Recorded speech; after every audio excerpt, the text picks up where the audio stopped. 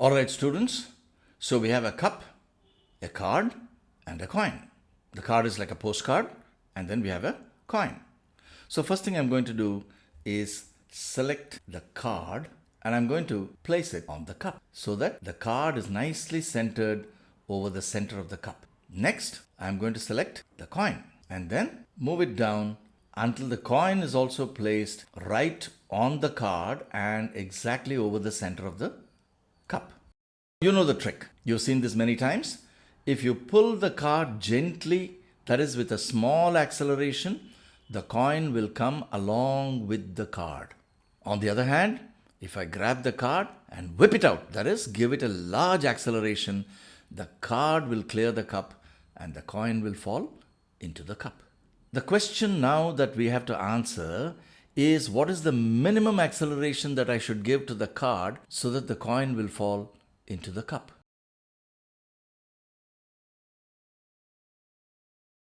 Now the information given to us are the following. The mass of the coin is not given. Maybe we don't need it. We'll call it M. The radius of the coin is given as 1 centimeter. So that is equal to, I'm going to stick to SI units, 0.01 meters. And the radius of the cup is given as 4 centimeters. That is equal to 0.04 meters. And the length of the card is given as 16 centimeters.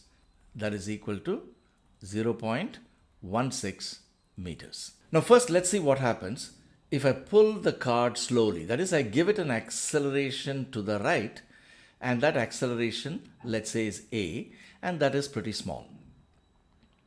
Now the coin comes along with the card because of friction. Just picture this. If there was no friction between the coin and the card would slide away and the coin would fall straight down into the center of the cup. The fact that the coin also accelerates to the right indicates that the frictional force on the coin is to the right.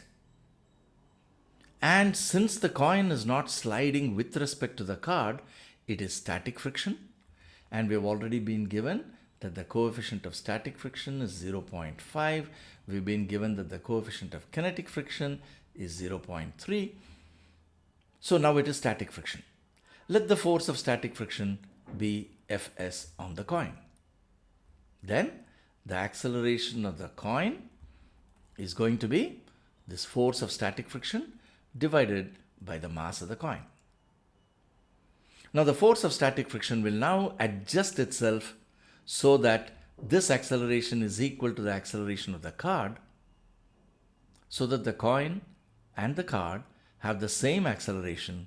They move together. Let's say I increase the acceleration of the card slightly. I repeat the experiment and now increase the acceleration of the card slightly.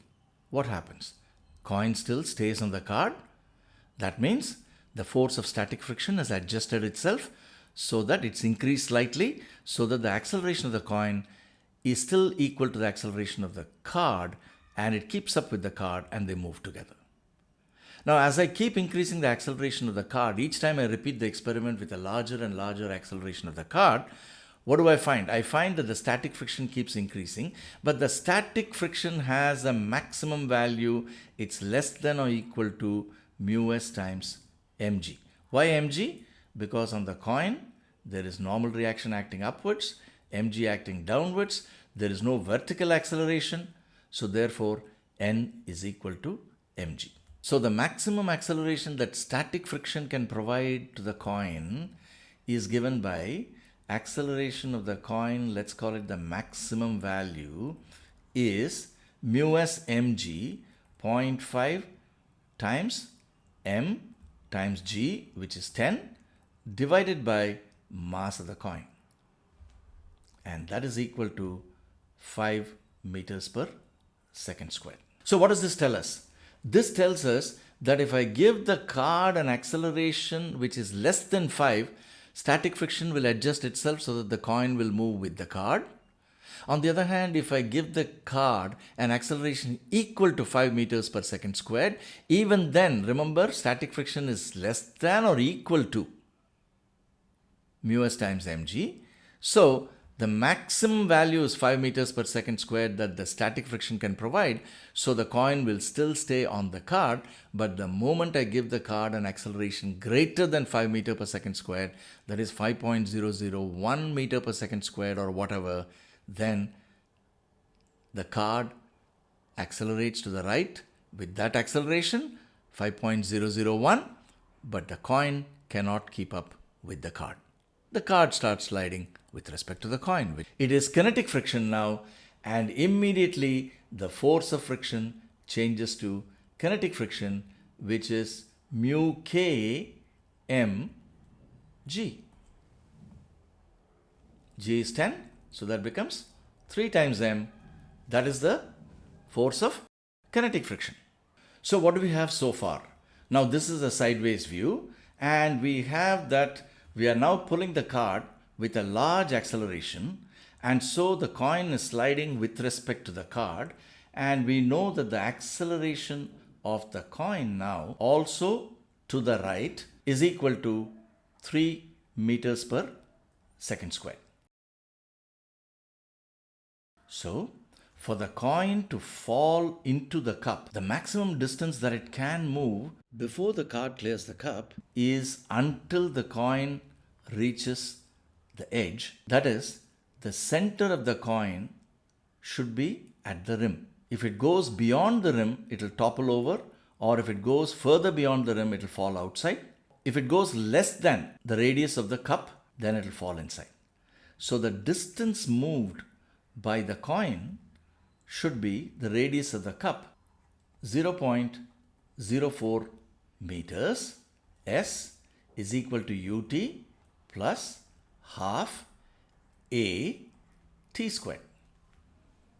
So what do we get for t? The time is given by 0.08 by 3 square root of 0.08 by 3 seconds. During this time, if the card clears the cup, that is the time taken for the coin to reach the rim, during this time, if the card clears the cup, the coin falls inside. So the minimum acceleration that I should give to the card is so that the card moves a distance, how much? So that this edge of the card should reach this rim. It should clear it. And what is that distance? You can see that the length of the card is 16 centimeters. So this is 8 centimeters plus another 4 centimeters. That is 12 centimeters is the distance that the card should move in this time. So 0.12 is equal to S equal to ut plus half a. This is the minimum acceleration I should give to the card. T squared is 0.08 by 3. Let's multiply both sides by 100 so that I have 12 is equal to a by 6 times 8. So that gives me acceleration is equal to 72 by 8. How much is that? 9 meters per second squared. So if I give the card an acceleration of 9 meters per second squared, by the time the card clears the cup, the coin would have just arrived here. So we found that if the card has an acceleration less than 5 meters per second squared, the coin will stay on top of it. If it has an acceleration more than 5 meters per second squared, the coin will slide but continue to move to the right, and the card would have cleared the cup and the coin will eventually fall outside.